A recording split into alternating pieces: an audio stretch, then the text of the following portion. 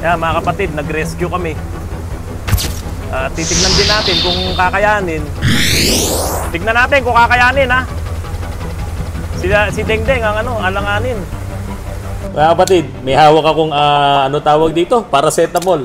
Kasi napasabak ako kanina sa rescue. Kasama namin si Kuya Bong, Police Senior Master Sergeant dito sa ating bomb squad. Opo. Okay, ayan si Kuya Bong. Siyempre, pag narinig nyo yung kuya, agila po yan. Dito sa lugar na to na pupuntahan natin, talagang mataas ang tubig. Nagkataon yung pamangkin ko na stranded siya diyan sa may Centro Mall. So kailangan namin siyang kunin. Dahil wala na rin po talagang masakyan. At siya ay galing ng trabaho. So tingnan nyo itong mga ito, hindi sila maka-forward kasi nga po mataas na ang baha. So ayaw nilang isugod yung kanilang mga sasakyan.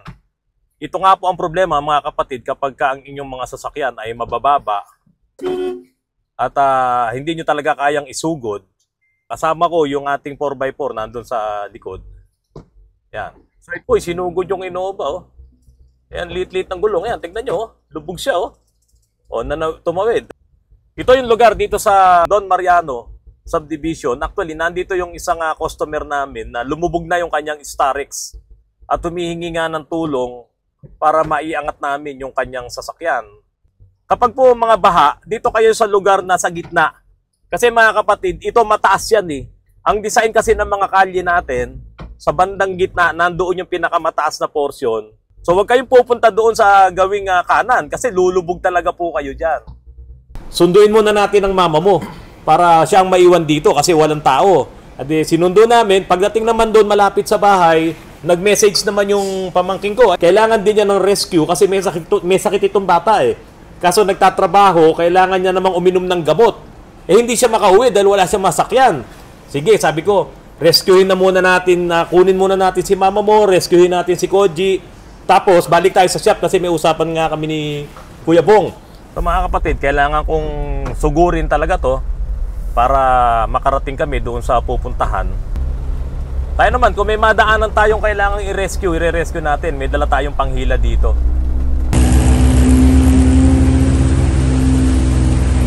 So itong lugar ng Felix Avenue mga kapatid, talagang binabaha ito. Eto na, Kuya, yung re-rescuehin kong pamangkin ko, pag dumaan ako sa Valley Golf, wala na akong problema. Nagtataka ako bakit kami dumaan dito sa Felix Avenue. Mula sa junction ay sinuong na namin ang Felix Avenue. Yung gutter deep na meron sa junction, habang lumalayo ang aming natatakbo, ay tumataas na ang baha. Halos nasa bewang na ng mga taong nadaraanan namin ang bahang ito. Pagdating namin sa Felix Avenue, hanggang hita na yung tubig. So ngayon, sa halip na magre-rescue kami nung pamangking ko, pagdating doon, meron doon kabaro mo. Medyo mataas mga kapatid. Titignan natin kung kaya kasi kung hindi kaya, hindi rin naman natin pipilitin. Gigilid na kami. Sige. Gumilid ka na dyan, itaas mo na dyan. Pinatabi na muna namin si Sargento dahil mataas na ang baha. Hindi kakayanin nung dala niyang Pajero. Si Kuya Russell naman ay pumunta doon sa gasolinahan na nasa gawing kanan upang i-assess ang mga daraanan pa naming baha kung kakayanin ba ng dala naming sasakyan. Pero pagdating namin sa gasolinahang ito, mayroong isang pamilya doon na kailangang ilikas na dahil yung 3 buwang sanggol na kasama nila ay hindi maganda ang pakiramdam. 4 na bata kasama na doon ang 3 buwang sanggol at 2 senior. Nakiusap kay Kuya Russell ang isang pulis at siyempre dahil si Kuya Russell ay isang agila din ay inuna muna niya ang kapakanan ng sanggol. Si Dengdeng ang problema, baka hindi niya kayanin. Isinakay na namin ang aming mga ire-rescue at ihahatid sa kanilang mga tahanan. Dito ay muling napatunayan ng aming 4x4 na crosswind na siya ay mayroong pakinabang lalong-lalo na sa ganitong mga sitwasyon. At ang Toyota Revo ni Kuya Alan Aparilla ay ginamit namin para makatulong din sa ating mga kababayan. Siguro merong merong tinatawag na calling. Oo. Calling ng Panginoon na siguro meron ka pang mission doon. May mission, no? May mission ka pa ron. Yun nga yung nadaanan mo nga ng mga pamilya at mga bata at yung tropa.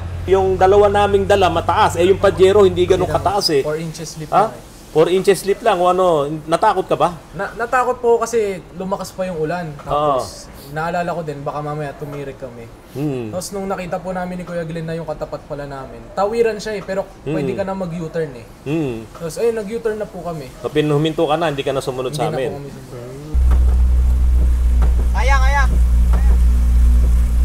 Ayan mga kapatid, sino yung mga ni-rescue natin, sir? Tinawag yun eh. Tinawag lang din ako kasi Tinawag rin. Oo. Saan ka, sir? Saan ka nakaditin? Diyan sa Kainta, oo. Sige, buti may... Oo. Buti may natulungan tayo. Nakapag-rescue tayo. Kumusta kaya si Kuya? O dito medyo mababa na.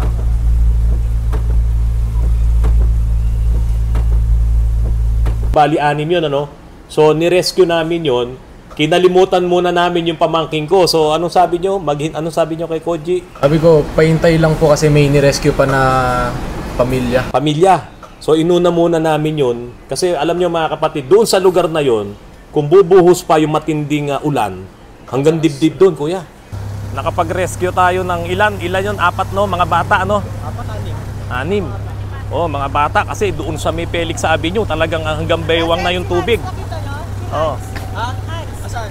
Nakakatakot kasi doon sa may Felix Avenue. Pag isang matinding ulan pa nito, ayan, tulad yan, napakaitim. Tumataas talaga doon, minsan hanggang dibdib. Tingnan mo, sa tingin mo, kaya ba doon? Hanggang tuhod eh. Oo eh. Hanggang tuhod.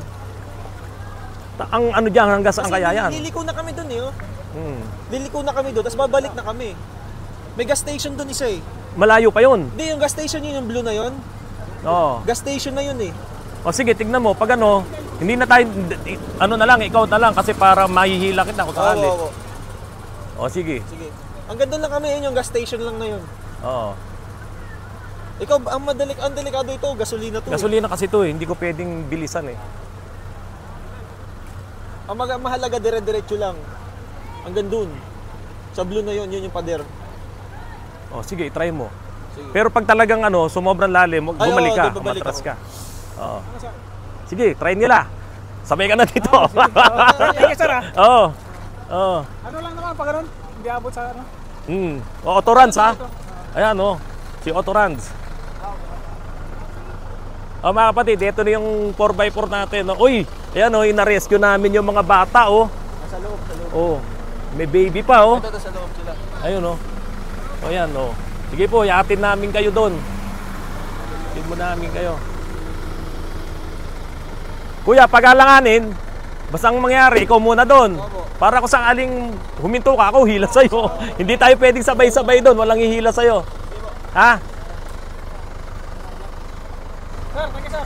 Okay sir, oh. Ayan, sa isang banda, mga kapatid, no? Nakatulong tayo. Tapos ito yung rebo ni Kuya Alan na parilya. Pasensya ka na, ginamit ko sa rescue yung ano mo, yung sasakyan mo. Ako nga eh. May mga nakabit na kasi. Oo, napakadelikado. Baka mamaya may umilalim eh. Oo. Okay lang kayo? Baby! Hello po! Salamat po sa inyo! Opo! Oy! Shout out!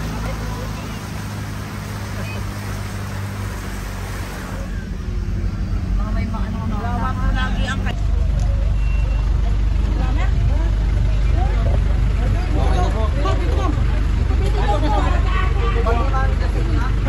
Opo, sir. Opo, sir. Pangalan niyo po, sir? Padang po, padang. Sa police station. Dito ka sa barangay.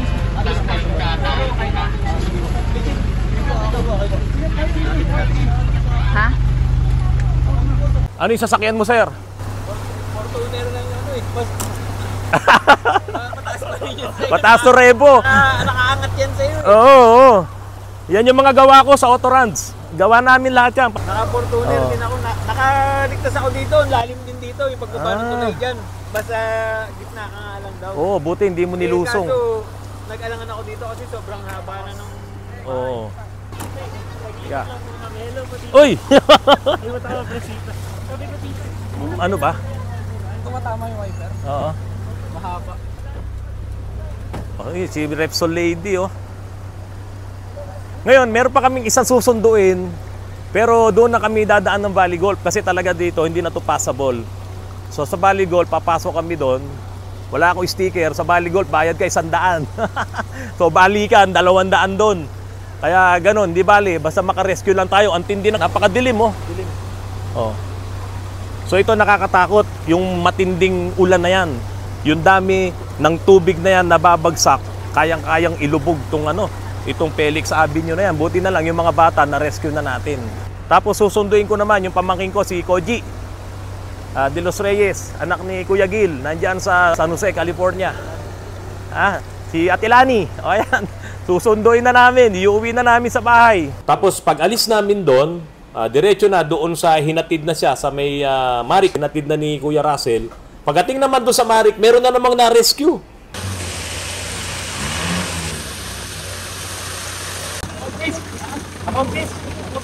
Kasama ko pa mga manggagawa tsaka minis. Uy! Destinado ng Kainta. Saan tayo pupunta? Mga baskari siya ng destinado. Uy! Boss! Opo! Destinado! Mga kapatid! Dito tayo ngayon sa lokal ng Kainta. Yan, nakita natin kasi na naglalakad yung destinado natin na destinado ng Kainta na si Kaaris, Mariñas. Kasama yung mga manggagawa, nakita natin naglalakad sila sa lakas ng ulan, kasabay ng lakas ng ulan. Namamahagi sila ng mga pagkain doon sa mga kapatid na sakop ng lokal ng Kainta. Okay, sinabay natin sila, kumuha ulit sila ng mga pagkain doon sa bahay ni Kaaris na destinado. Tapos ihahatid nila, ulit natin sila doon sa may pamamahagian nila. Kunin ko na yung pamangkin ko, tapos na kami dito sa Kainta, pero mukhang may babalikan pa mamaya. Kaaris Mariñas, Kainta. Tatawag sila mamaya kung may mga kailangan pang i-rescue. Pero i-rescue ko muna si Terence na nandiyan sa Sumulong, sa Centro Mall, kasi wala talaga masakyan. Sama ko na, palagi kaming tatlo kasi kung masiraan yung isa, may magre-rescue din sa bawat isa sa amin. Dito makikita yung tinatawag na bayanihan. Kahit sino, wala ng pulis-pulis. Kailangan yung puso natin, tulungan natin. Kailangan open hand tayo. Kahit sino, dapat tulungan natin yung tao. Malacanang. So yung atin yung gandun. Hanggang doon po. Hanggang munisipyo. Hanggang sa simbahan. Sige, malaking tulong talaga kayo. Tamang gawa mo. Ingat, boss. Ingat po, ingat! Yung Pajero ko na to, mababa lang to.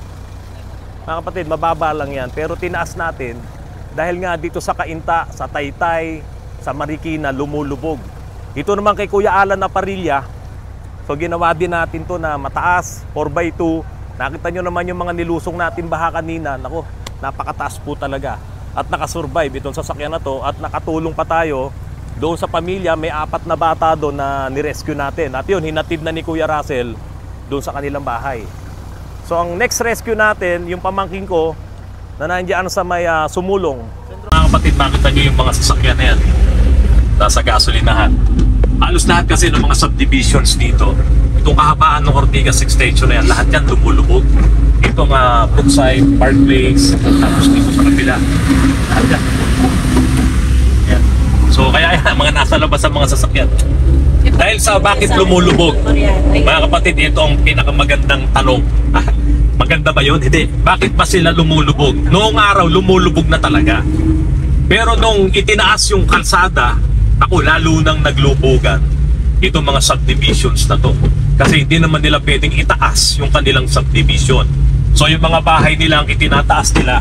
Pero ayun, lubog. Sa area ng Don Mariano, talagang lumulubog. Ngayon, mga kapatid, yung mga ganyang gasolinahan, huwag kayong magkakarga dyan kasi talagang sa ngayon nakalubog lahat yung mga mga tangke niyan kasi ang mga tangke nito ay nasa ilalim. So magmo-moist talaga yan at diyan kayo makakakuha ng mga tubig. Yan, moisture doon sa mga ikakarga nyong gasolina or sa ikakarga nyong diesel. Kaya kailangan yan, tingnan mo doon. Ayan tingnan nyo mga kapatid Kasi ang baba na nung area na yan, mataas na yung kalsada. Ito pa, tingnan nyo mga kapatid, ito. Ayan. Tumaas kasi yung kalsada, kaya yung STI, ayan, lubog. Pati dito sa likod, kabila, Don Mariano, ayun, tingnan mo, Don Mariano. Lubog din. Ayun oh, hanggang tuhod. Kaya kung kayo ay taga rito at nandiyan kayo sa bandang Pasig, huwag na muna kayong pumunta rito mga kapatid. Ako, lubog po talaga. So dito may mga mga nagre-rescue na at meron din na rin nagmamando ng traffic, pinababalik na nila yung mga sasakyan. Ngayon, dadaan ako ng Valley Golf. Ang problema dito sa Valley Golf, itong sasakyan ni Kuya Alan na Parilla ay walang sticker. So magbabayad ako ng tig-100 dito, balikan. Kasi diyan sa Valley Golf, no, pag wala kay sticker, bayad kay 100. Yan, kasi private road po 'yan, kaya hindi pwedeng dumaan ka diyan nang wala kang sticker. Yung kanina kasi talagang biglaan lang 'yun eh. Ang talagang plano namin pagdating mo, Tayo mga magkakasama. tayo kasama si SPO1 na ba? Pa-SPO1 na ba si Roderick? Joint force with Antipolo Police. Police. So yun talaga yung plano namin kanina. Kaya lang, siyempre, nung tumawag kung ako naman, hindi naman ako pulis, wala akong ranggo. Yan tumawag, commander. Siya yung ating may-ari ng mga sasakyan na pwedeng gamitin na pang-rescue dyan sa baha kasi matataas nga yung kanilang mga sasakyan. Yun si 4x4. Kuya Russell talaga. In-underwash, nag-underwash. Grabe Ngayon lang nakatikim kasi ng hugas yung 4x4 namin eh. Ano sa rento? Hindi ka ba natakot kaya kanina eh? Hindi po, yung sa mataas lang kanina yung tubig. Ha? Yung mataas lang kanina yung tubig. Hindi mo kinaya eh. Kasi abutin na nasa stepboard ko na po eh.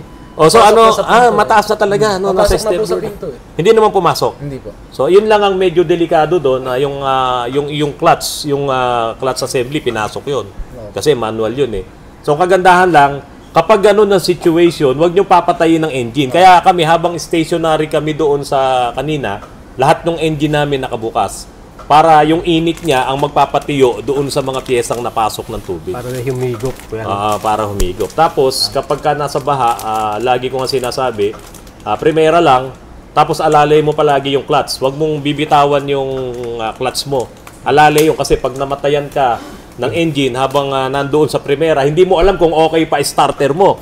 Hindi mo alam kung okay pa alternator mo. Kaya hindi dapat mamatay ang engine mo. So, isa yun. So, alalay yung clutch mo habang umaabante ka, primera lang. Huwag mo nang ilagay sa segunda. Hindi mo kailangan ng speed eh. Sa mga ganyang baha, hindi mo kailangan. Dire-diretso lang, kahit nag-high RPM ka, mas okay yon para at least yung tambucho mo hindi papasukin ng tubig. Baha.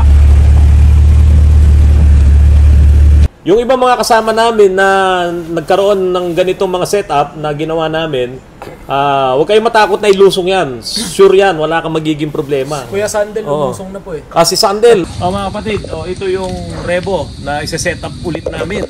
Medyo mataas na siya. Ito yung ginamit namin kanina na Pajero, yung kay Sargento, at ito naman yung kay Kuya Alan Aparilla. So yan, kitang-kita mo talaga, medyo luma na nga yung sticker. Papalitan ko na yan bukas. So yan yung mga ginamit namin. Standby po kami. Hanggang bukas, hanggat may bagyo, standby kami. Gagawin namin yung pagre-rescue sa abot ng aming makakaya.